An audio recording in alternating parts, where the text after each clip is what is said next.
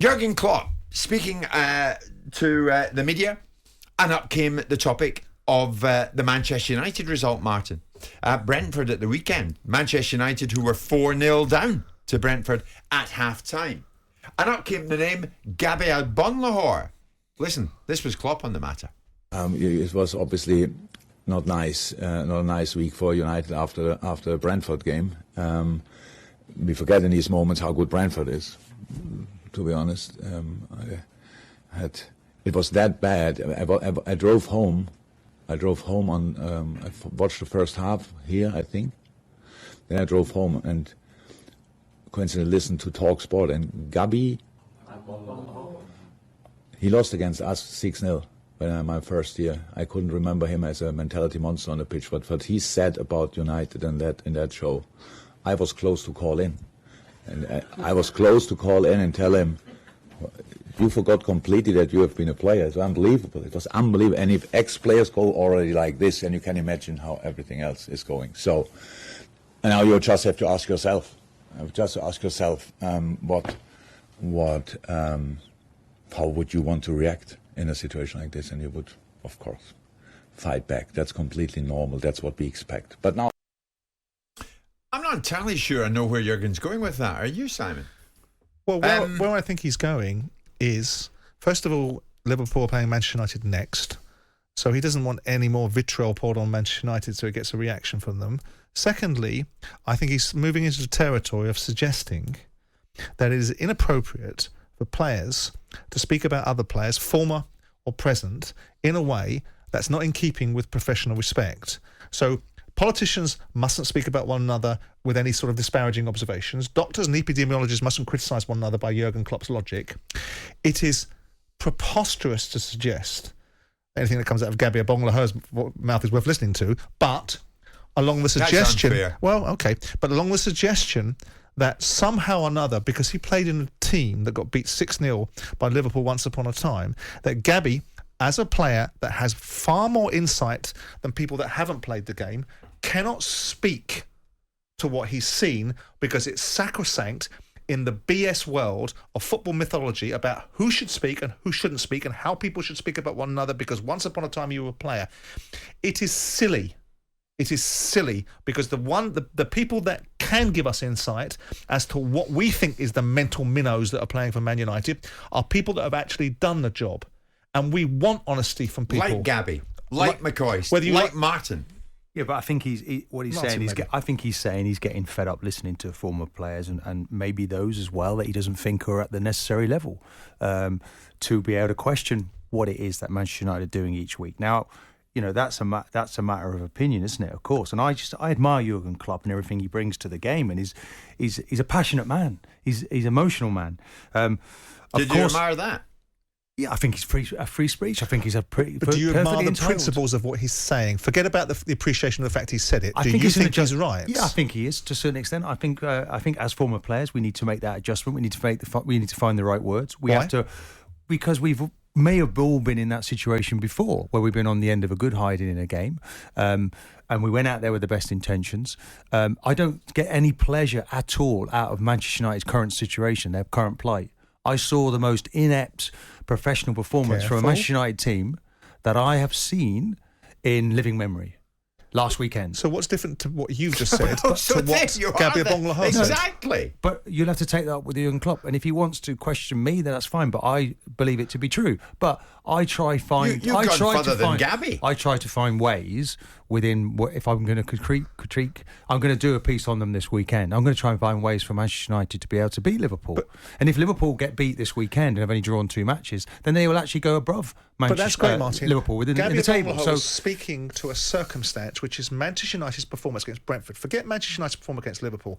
He was speaking to that. And are you really suggesting that people cannot speak honestly because once upon a time they were a player and they should have a code of conduct? What I'm suggesting is quite happy for somebody to comment on the comments that I make and just take it as an opinion. And we should, if a manager wants to listen to our show, that's absolutely correct. He wants censure. He's advocating censure. He's saying not necessarily. You players, he just doesn't agree with what the player's saying. He doesn't believe that player has got the rights. Censure. He doesn't see Gabby as being somebody on that list of players that really got the right to say. No, he's talking about players. Put Gabby Agbonlahor to one side. He's saying you should be careful of what they're saying because they've been in position So what like we're that saying before. here is that you guys will regularly do it to us as a former owner and a journalist saying, well, you haven't kicked the ball, right? So the people that have kicked the ball, the ones that can give the real insight, they've got to be censured, because if they say something that doesn't sit well with the football world, oh dear, that's breaking the code. So the football world, all the poor punters that pay the money, that give you guys the opportunity in life, can't get any real insight because that's not allowed. No. It's nonsense, Gabby's preposterous. so completely. He's entitled to give his opinion, and so is Jurgen Klopp. I don't have a problem with it at all. I actually applaud Jurgen Klopp for saying, because it is annoying. Okay, what about Gabby? It's very Do you applaud annoying. Gabby? What's Do you applaud annoying, Gabby? Martin? No, hang on. What's annoying? It's annoying when you hear the opinions from people that you don't actually believe it, whose opinions you or don't trust, or you feel actually. I mean, if you're in the professional game, Jim, and people are continually beating you with a stick, Here it comes. you start to think, hold on. And occasionally, I think it's refreshing to hear Jurgen Klopp actually have a little strike back. But Gabby No played problem. the game at the highest level. He did, but he doesn't. And is more than equipped to speak about Manchester like Gabby's United. do you think Gabby's having comments are fair? the worst. You just said Manchester I United, didn't one of the worst actually- performances I wasn't in living listening- memory. I wasn't listening to the commentary. I think there is ways that you can frame things and you can say things to be, there are certain people like levels. it. And I actually didn't hear the commentary, but I find it refreshing that Jurgen Klopp wants to make a comment on it. And I'm just more as than happy refreshing as Gabby to spoke comment his on mind any on it. comments that he might think But that Gabby's I not censuring Jurgen Klopp. Jurgen Klopp is advocating that Gabby Agbonlahor minds his P's and Q's, because primarily it offends Jurgen Klopp to hear what's being said by players, because the one people that shouldn't be saying this are those that know better. Ex-players. What? If they know better, then why can't they speak to the things they're seeing? Because it doesn't fit the football world. That doesn't mean that Jurgen. it's Does it wrong. mean that Jurgen Klopp is not allowed to give an opinion on what he's hearing? He's talking about censure? No one's No, he's stopping not. his opinion. No, he's not. He's just giving an opinion. He's saying a player should not He speak has to this in made a way that he's Gabby made a Agbonlahor personal did. attack on a former player who's saying things that he thinks over the top. That's all that's happened here. So He's you're trying to- advocating censure, Martin. Can't you see it? Not at all. He's saying that Well, he won't. the dirty unwashed shouldn't Do you get to think- hear another do you- player talking about another Do you player think this that way. will stop from Gabby from making his comments? I But hope that's not. what he's advocating for. I hope not. Gabby Agbonlahor will sit here, and people in the football world sit here. The Alan Shearers of the world, right, have suddenly grown a pair, started talking more because he doesn't want to be a manager anymore, doesn't want to be in the game anymore, quite happy to be a pundit. So he'll talk honestly, because vested interest always takes people away from speaking the truth. And Gabby Agbonlahor, and I don't particularly admire things that come out of his mouth, has spoken his version of what he's seen. Why does Jurgen Klopp have the right to advocate censure? He can have an opinion on it, but what he's doing is using the influence of a very powerful manager to put downward pressure on people in the media and advocate for you guys sat here. You only do your job in a way that the current football world says you do it. I don't And see that. I Jurgen don't see it said, that way Martin, at all. Jurgen I said will that say Gabby what went I too want. far. Yeah. Not as far as you went a minute I ago, don't because you called Manchester United's first half performance against Brentford Inept. what? Well, what else do you call it? What did you call it? I said it was inept. And you said it was the most inept. Unprofessionally inept. It was and, inept. and naive. I most cannot, inept performance it you was it was had seen Yeah. from any Manchester United side. so naive. It was unbelievable. There was like a pantomime that everybody in that stadium knew they were going to give the ball away at some stage, and the goalkeeper De Gea continues to You pass better it out watch. from the back. You better He watch. passes it out from the back in a naive fashion, and it was a matter of time before they gave the ball away and then conceded. And Jim, to see it happening, it's like 6 managers De Gea's had, 6 different philosophies. Think for yourself. You're out on the pitch. By the way, Don't stick to that script. Push the team out. Get to the halfway line. I'm sorry, guys. I know the manager wants us to play this way. This is the next manager, the next set of rules and laws that we're going to adhere to. But I've been a professional for a long time. This ain't going to work. Let's There get you up the go. pitch. So do you think what you Leadership just on said the and the pitch. fashion in which you said it, do you think that was fair, Martin? I think it's constructive Is that fair criticism. from you? I think it's constructive, and I can understand why. And what it if happened. Jurgen Klopp doesn't think that? Does Well, that he's bother quite you? entitled to actually ring in. It'd be nice if he rang in and had a chat. that's right. I haven't Come got on a problem. then. In you get now. I Don't haven't tell got a people what problem. you're going to do. Get people on the phone. If Agbonlahor believes what he's saying is giving real insight, that should never be shut down. Of course he believes Yeah, what he's but- saying. He Well, wouldn't have said it please. otherwise. Jim, when you He finish, wouldn't have said it. Jim, Oh, Simon, come on. Simon, he's entitled to say it because he played the game at the highest level. And listen, that's what I've been advocating for. But Well, highest level, I don't know about that. sensationalism is a word that's used often on this show, isn't it?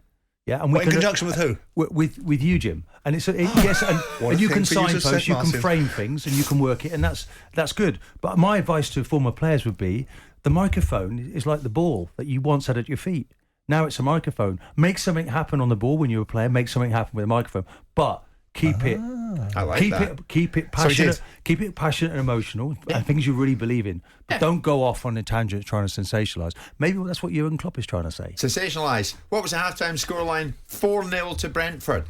And everybody, to a man in the media, every pundit I heard, praised Brentford. That was not missed. Brentford was well and truly royally praised. Hold on, Jim. And they were right to be. Hold on a second. But this was the biggest club in the world, according to you. They flowed into Brentford being praised after they told you first how bad Man United were. This Manchester United side are in absolute freefall. Oh, by the way, Brentford are doing well. Come on now. Yeah. Come on now. Is it a bigger story?